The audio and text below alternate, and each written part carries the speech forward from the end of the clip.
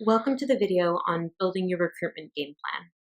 It's so important to determine your strategy first before you dive in and start applying. So here we are. You've done your prep. You're ready to get going on your game plan.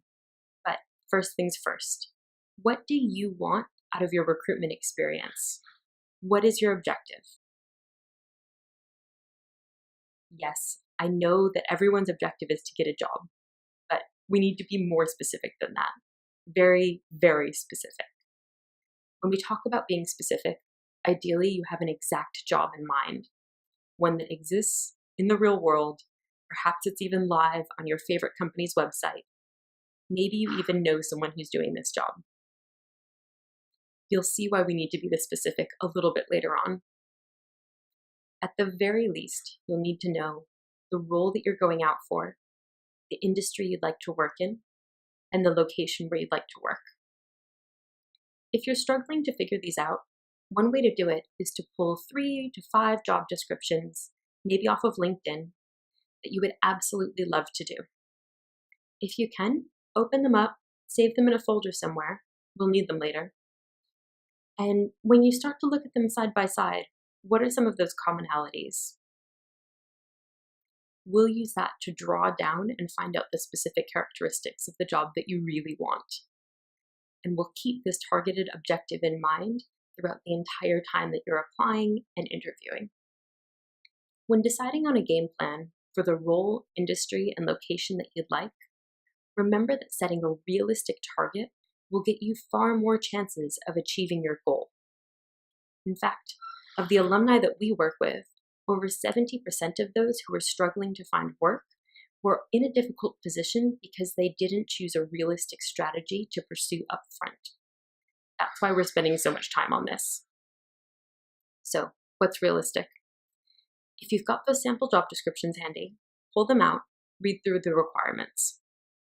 If you already have 80% of those requirements completely handled, that's realistic. The rest of the 20% you can work on. You can do extracurriculars while you study. You can take elective classes. You can join clubs. You can do consulting. However, 80% of that should be based on the work that you've done prior to joining your course. Another way to discover the same thing is to find people who are already doing the job that you want. Again, LinkedIn is a great tool for this. Have a look at their work history and ask yourself, does yours match up?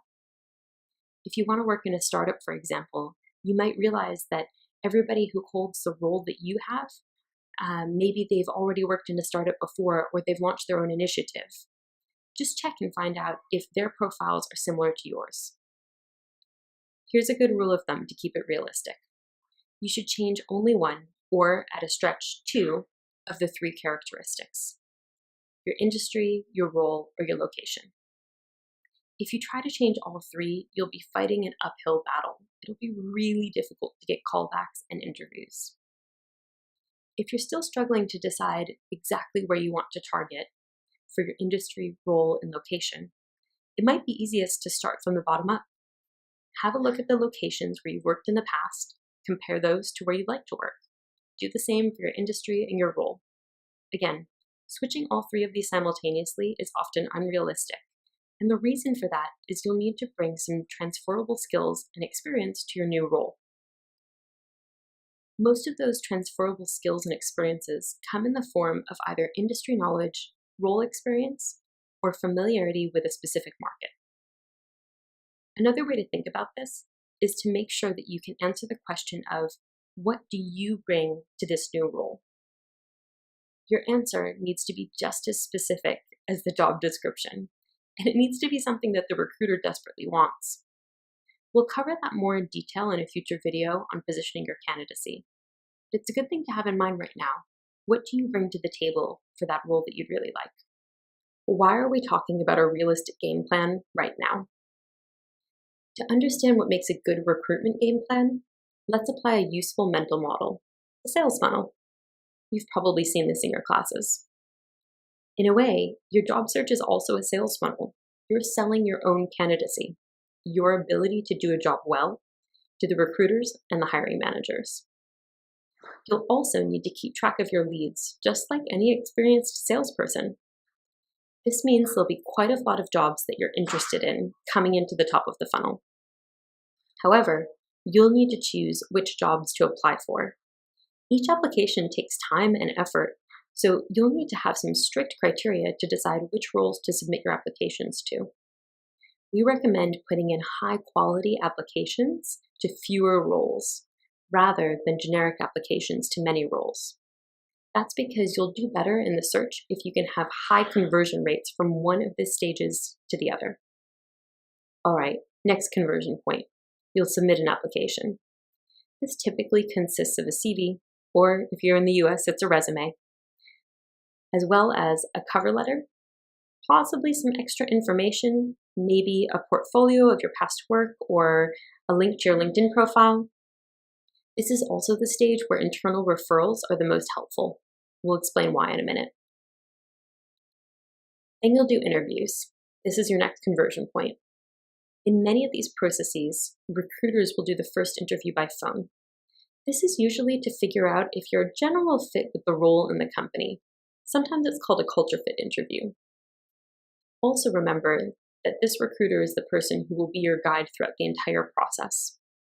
The second and third interviews will likely be done with a mix of recruiters and future managers, sometimes future peers at the firm. These will test your technical skills and your fit with the team. The final interview will usually be with the hiring manager, although this does vary by company.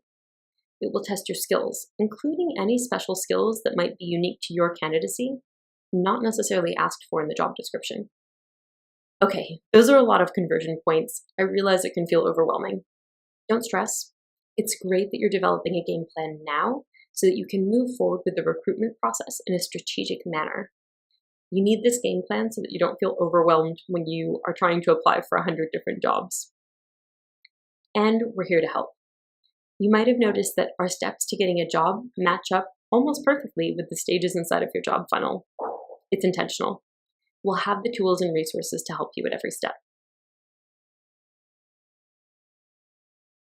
So, what's the key to success in recruiting? You know all you need to know about the recruitment funnel from your perspective as a candidate. But let's talk about what it's like from a recruiter's perspective. It's super important to have empathy for the recruiters that are going through this process alongside you. Many students think that recruitment is like a gamble. You submit your CV to an online portal and then just sort of wait to be chosen. But if you put yourself in the perspective of a recruiter, that's not what's happening at all. Job hunting is not about luck. There's skill involved. Flip your perspective and pretend that you're a recruiter, and then give the recruiters what they need to hear. All right, so the recruiter is also working on a sales funnel. Let's have a look at what the candidate funnel looks like from the recruiter's perspective. The first person to read your application materials will likely be a robot. These are called ATS, or applicant tracking systems. We'll get into these in future videos. Once your materials pass the ATS robots, they'll be quickly screened by a human who is assigned to give you a call. That person who invites you to the initial phone screen will likely be the recruiter who's assigned to this specific role. Remember, they're interviewing everybody who passes the screen, so they have a lot of calls on. Recruiters don't usually have a quota for how many candidates they pass through this stage, so it usually comes through as first come, first served. The recruiter who phoned you for interview 1 will then arrange for you to meet the appropriate internal managers following the interviews. Intermediate interviews might have an internal quota. For example, maybe they could pass 5 out of 10 candidates to the final round. However, the company's perspective definitely changes in the final round. They have a single role to fill, or in the case of a leadership program, maybe a couple of roles to fill. In this round, you need to do more than pass. You need to be the best candidate of the group.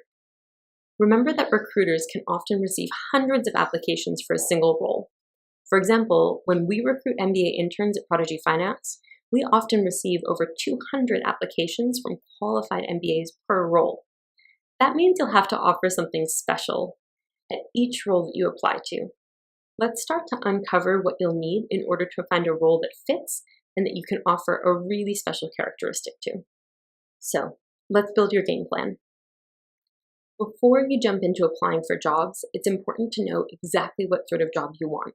We addressed this in the beginning, when we asked you to define the role, industry, and location.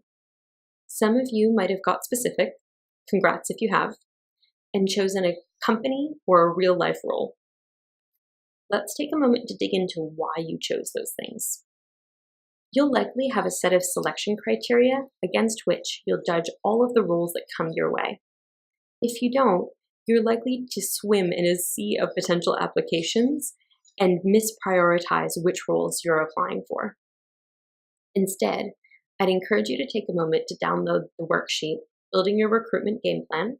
It accompanies this video. Inside there, you can add your own selection criteria. We've included a few examples here, but you'll probably have much more and much more specific criteria. After you've added them, you may want to weight each criterion. Some will be must-haves and others will be nice-to-haves. You could use number weightings or a high, medium, and low scale like we've done here. Now that you know exactly which types of roles you're applying for and what the process is going to look like, we're ready to get started. I recommend that you download the Building Your Recruitment Game Plan worksheet. Take at least an hour of quiet time to think through the answers to each of the questions that come up. This is an investment in your time, and it will save you hours and hours later because it will help you to stay laser focused during your job search. When you're finished, head over to the next video on developing the profile for the job that you want. Thanks for tuning in.